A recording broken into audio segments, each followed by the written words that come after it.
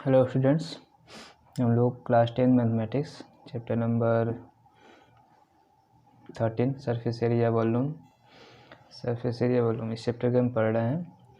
और अभी तक हम लोगों ने इसका जो पहला टॉपिक था surface area of a combination of solid वो कंप्लीट कर लिया।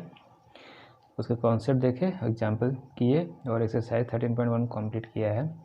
अब हम next topic volume of a combination of solid का जो कॉम्बिनेशन होगा उसका वॉल्यूम कैसे फाइंड करना है उसके बारे में पढ़ना है। तो वही देखिए क्या पहले समझा रहे हैं। In the previous section we have discuss how to find surface area of solid made up of a combination of two basic solid. ठीक है, कॉम्बिनेशन टू बेसिक सॉलिड से बना है। Here we shall see how to calculate their volume. अब यहाँ पे जो solid बने होंगे, ठीक है, सरफेस एरिया जो था सॉलिड वो किसका बना हुआ था, combination of two basic solid. यहाँ पे हम लोग how to calculate their volume, अब हम उन्हीं कॉम्बिनेशन का वॉल्यूम कैसे फाइंड करना है वो देखेंगे। We it may noted that in calculating the surface area we have not added the surface area of the two constituent. यदि टोटल सरफेस एरिया हमें कहा था फाइंड करने के लिए, तो जो बेसिक सॉलिड था उसका हम टोटल सरफेस एरिया नहीं फाइंड करते थे, because some part of the surface area disappeared in the process of joining them. जब इन्हें ज्वाइन किया जाता था, जोड़ा जाता था, तो कुछ सरफेस एरिया वहाँ पे ढक जाता था। तो इसलिए हम टोटल सरफेस एरिया नहीं फाइंड करते थे कभी भी।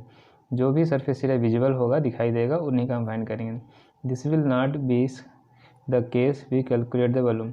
लेकिन वॉल्यूम के लिए ऐसा नहीं करते हैं। वॉल्यूम के लिए तो आपको जो वॉल्यूम है टोटल ही फाइंड करना होगा सभी सॉलिड का।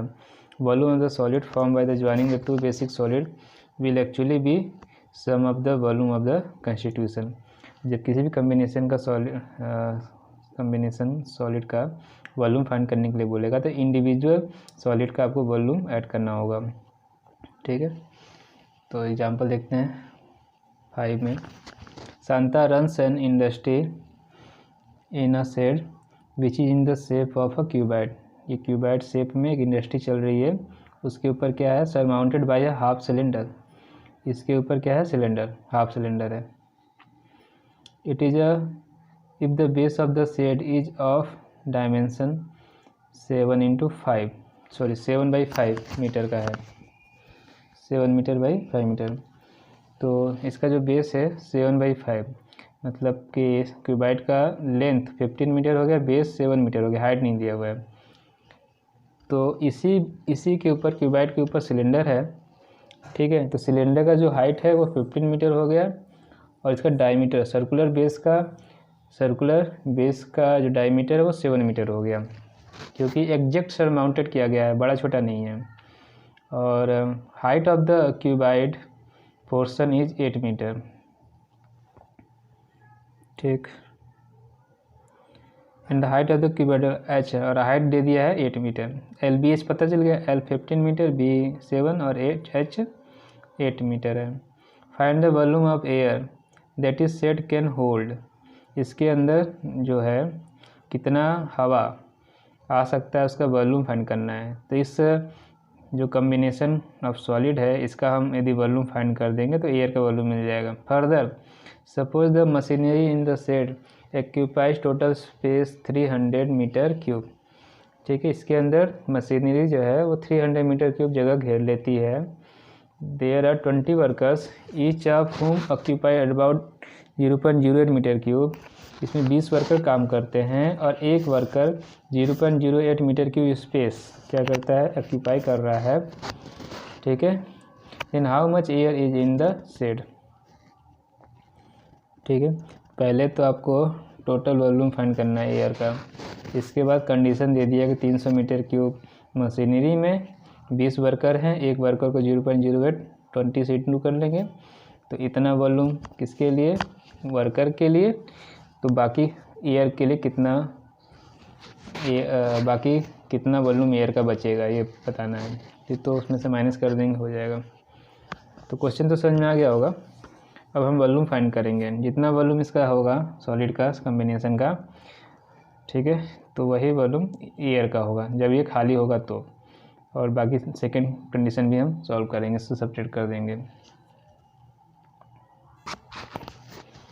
ठीक है, volume of air inside the set के अंदर जो एयर का वॉल्यूम है, when there is no people और मशीनरी, जब उसके अंदर कोई भी पीपल वर्कर नहीं है, मशीनरी नहीं है, is given the volume of the air inside the cuboid and inside the half cylinder.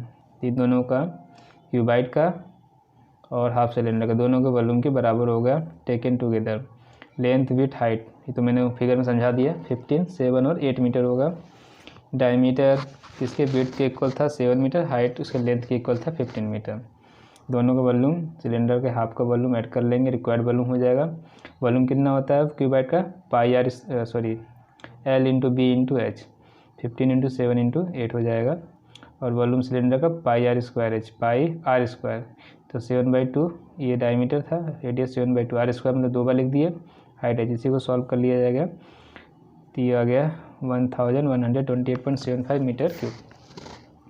अब total space occupied by the machinery 300, total space occupied by 20 worker, 20 into 0.08, एक वर्कर को इतना volume चाहिए, दोनों को इंटू कर लेंगे। 1.6 मीटर क्यूब में ये वर्कर हैं, इतना जगह वर्करों को चाहिए, दोनों को ऐड कर लेंगे और टोटल वॉल्यूम में से माइनस करेंगे तो ये आ जाएगा 827.15 मीटर क्यूब।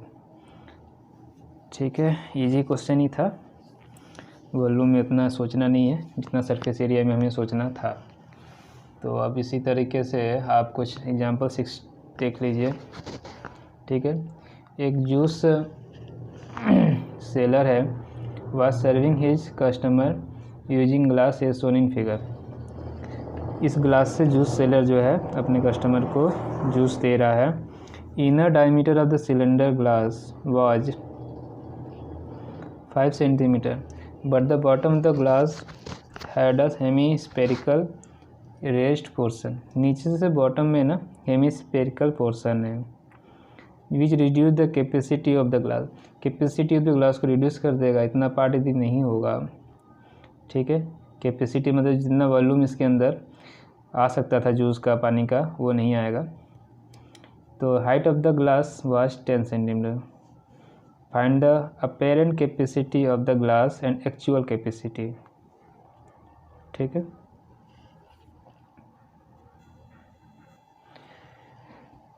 तो क्वेश्चन में इसका इनर डायमीटर दिया है सिलेंडर ग्लास का, तो 5 सेंटीमीटर है, यहाँ से इनर रेडियस मिल जाएगा 5/2.5। ठीक है, कैपेसिटी यदि पूछ रहा है इसको, तो अंदर ही जो इनर ही इसका डायमीटर है, हाइट है और इसका वॉल्यूम है, उसी से मीनिंग है, बाहर वाले से नहीं मीनिंग है, कितनी इसकी थिकनेस है, मोटाई है, उससे नहीं मतलब है। सब कुछ हम इनर वालों का ही निकालेंगे। ठीक है, तो इनर से क्लियर हो गया। अभी देखिए अपेरेंट कैपेसिटी और एक्चुअल कैपेसिटी। ग्लास दिखने में तो ऐसा पूरा सिलेंडर जैसा लगेगा सामने से, तो वही हो गया अपेरेंट कैपेसिटी। सामने से क्या दिखाई दे रहा है, तो सिलेंडर का वॉल्यूम, इनर वाला रेडियस लेके इनर सिलेंडर का वॉल्यूम। ठीक है, तो वो हो जाएगा πr²h। और एक्चुअल कैपेसिटी में जो ये जो अंदर का हेमीस्फीयर पोर्शन जो है, इसका वॉल्यूम माइनस कर देंगे। ठीक है, तो हमें एक्चुअल कैपेसिटी मिल जाएगा। समझ में आया? हमें इसके थिकनेस से अभी कोई मीनिंग नहीं है। कैपेसिटी का मतलब इसके अंदर वाले जो रेडियस है, अंदर वाला जो सिलेंडर है, वो कितना उसमें पानी या जूस आ सकता है, उसका हमें वॉल्यूम चाहिए। तो अंदर वाले सिलेंडर का हम वॉल्यूम फाइंड करेंगे। तो इनर डायमीटर मिल गया, इनर रेडियस भी मिल जाएगा, 5/2 हो जाएगा, हाइट 10 सेंटीमीटर गिवन है। तो अपेरेंट कैपेसिटी जो हमें दिखाई दे रहा है, तो πr²h, पाई की वैल्यू, आर की वैल्यू 2.5 और 10 इंटू कर दिया 196.725 सेंटीमीटर क्यूब होगा। लेकिन actual capacity of glass is less than volume of the hemisphere. इसके हेमीस्फीयर के वॉल्यूम को माइनस कर दीजिए। ठीक है, तो माइनस कर दिया गया। तो हेमीस्फीयर का वॉल्यूम क्या होता है, स्फीयर का वॉल्यूम होता है 4/3 πr³। हेमी का हाफ हो जाएगा 2/3 πr³। तो पहले हेमीस्फीयर का वॉल्यूम निकाल लिया गया, 2/3 पाई की वैल्यू और आर की वैल्यू इंटू कर दीजिएगा, 32.71 सेंटीमीटर क्यूब आ गया। इन दोनों में से माइनस कर दीजिए, apparent capacity volume of the hemisphere, actual capacity मिल जाएगी। ठीक है, तो यहाँ पे ये कॉन्सेप्ट समझ में आ गया किसका, एपेरेंट कैपेसिटी का और एक्चुअल कैपेसिटी का। इस तरह से इसको अप्रोच करेंगे। एग्जाम्पल नंबर 7 देखिए, solid toy is in the form of hemisphere surmounted by a right circular cone. ठीक है, एक हेमीस्फेयर के ऊपर एक राइट सर्कुलर कोन है, जैसे वहाँ पे टॉप में बनाया गया था। एक एग्जाम्पल था, टॉप भी ऐसा ही बनाया गया था और एक खिलौना भी ऐसा बनाया गया था। 2 क्वेश्चन थे। The height of the cone is 2 centimetre. ठीक है, हाइट कोन का 2 सेंटीमीटर है, डायमीटर जो बेस का है 4 सेंटीमीटर। तो सर्कुलर बेस, कोन का जो सर्कुलर बेस है और हेमिस्फीयर का जो सर्कुलर बेस है, दोनों एक ही हैं। तो रेडियस हो गया 4 सेंटीमीटर, सॉरी डायमीटर दिया हुआ है 4 सेंटीमीटर, दोनों का रेडियस मिल जाएगा 2 centimetre. Height of the cone 2 centimetre. तो टोटल हाइट जो हो गया कोन का 2 और इसका हाइट रेडियस का ही काम है 2 और 2 4 हो गया। If right circular cylinder circumscribe the toy. ठीक है, अभी बोल रहा है कि एक सिलेंडर जो है right circular cylinder circumscribe the toy. Toy को एक खिलौने को क्या किया गया है, सर्कमस्क्राइब। इसके अंदर है एक खिलौना, ये खिलौना जो बना है कोन और हेमिस्फीयर से, इसको सर्कम किया गया सिलेंडर। सिलेंडर के अंदर ये है, मतलब कि टॉय के चारों ओर सिलेंडर है। ठीक है, यहाँ से तो वॉल्यूम ऑफ द टॉय निकालना है। तो हेमिस्फीयर का volume 2/3 pi R cube, R की वैल्यू 2 है, और ये कोन का volume 1/3 pi R square H. R और एच यहाँ मालूम तो पहला हो जाएगा। अब आते हैं, इसके चारों तरफ क्या है, सिलेंडर है। Find the difference of the volume of the cylinder and the toy. Toy का वॉल्यूम यहाँ से निकल जाएगा, सिलेंडर का volume pi R square H. तो क्वेश्चन में जो दिख रहा है हाइट जो है वो टॉय के हाइट के इक्वल 2 + 2 हो गया। इसका जो बेस है सर्कुलर बेस, इसके सर्कुलर बेस के इक्वल ही है, तो रेडियस भी सेम होगा। तो पाई आर स्क्वायर यहाँ लग जाएगा सिलेंडर में, R2H4। तो इजी ही है, टफ नहीं है। ठीक है, तो BPC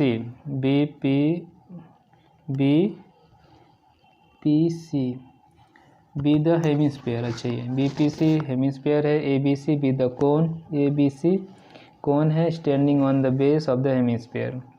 radius be of hemisphere as well the cone. तो रेडियस कितना हो जाएगा, 4 सेंटीमीटर, डायमीटर बोले हैं तो 2 सेंटीमीटर है। वॉल्यूम ऑफ द टॉय क्या हो जाएगा, volume of the hemisphere volume of the cone 2/3 pi R cube 1/3 pi R square H. 1/3 pi R square H, 1/3 pi R square H. ठीक है, 2/3 पाई की वैल्यू 3.14, आर क्यूब 2 क्यूब हो गया, 1/3 pi R square H, पाई की value 3.14, are square मतलब 2 का square, H का into 2। Simplify कर लीजिएगा, 25.12 सेंटीमीटर क्यूब आया। अब आते हैं सिलेंडर, EFGH सिलेंडर है, सर्कमस्क्राइब कर रहा है गिवन सॉलिड को। इसके चारों तरफ से सिलेंडर बना हुआ है, इसके अंदर सॉलिड है, खिलौना है। रेडियस जो बेस है सिलेंडर का HP BO दोनों इक्वल ही हैं, तो दोनों हो जाएंगे 2 सेंटीमीटर। हाइट जो है EH किसके इक्वल होगा, AO और OP के, 2 + 2 4, यही लिखा हुआ है यहाँ पे। हाइट हो जाएगा 4 सेंटीमीटर। तो volume required, volume of the right circular cylinder minus volume of the toy, ये ठीक है 3.14, और R स्क्वायर 2 स्क्वायर इंटू 4, और वॉल्यूम ऑफ द टॉय हम लोग निकाल चुके 25.12, दोनों माइनस कर लेंगे, सिंप्लीफाई करिएगा 25.12। तो required difference of the volume is 25.12 centimetre cube. इस तरह से ये क्वेश्चन जो है वॉल्यूम के ज़्यादा टफ नहीं है, ये सरफेस एरिया वॉल्यूम जैसे निकाल लेंगे। अब हम लोग एक्सरसाइज 13.2 जिसमें 8 क्वेश्चन है उन्हें सॉल्व करेंगे, उन्हें समझेंगे। ठीक है, इसी तरह से वो भी हो जाएंगे सॉल्व, इजी हैं। ठीक है, फिर इसके बाद जो है एक शेप से दूसरे शेप में कन्वर्ट करना। शेप जब कन्वर्ट हो जाएगा तो क्या फ़र्क पड़ेगा उनके सरफेस एरिया में और उसके वॉल्यूम में, इस कॉन्सेप्ट को समझेंगे। ठीक है, फिर कैसे फॉर्मूला यूज करना है वो। इसके बाद फर्स्ट टर्म। ठीक है, फर्स्ट टर्म क्या है, फर्स्ट टर्म का क्या कॉन्सेप्ट है, क्या प्रैक्टिकल लाइफ में क्या एग्जांपल है उनके, और फिर उसके क्या क्या फॉर्मूले हम हैं, फॉर्मूले पूरा डिराइव करेंगे, पढ़ेंगे, क्वेश्चन सॉल्व एग्जांपल करेंगे, फिर एक्सरसाइज सॉल्व करेंगे। ठीक है, इस तरह से पूरा चैप्टर को कंप्लीट करेंगे। तो सबसे पहले एक्सरसाइज 13.2 अब हम आगे पढ़ने वाले हैं, क्वेश्चन इसको सॉल्व करने वाले हैं। ठीक है।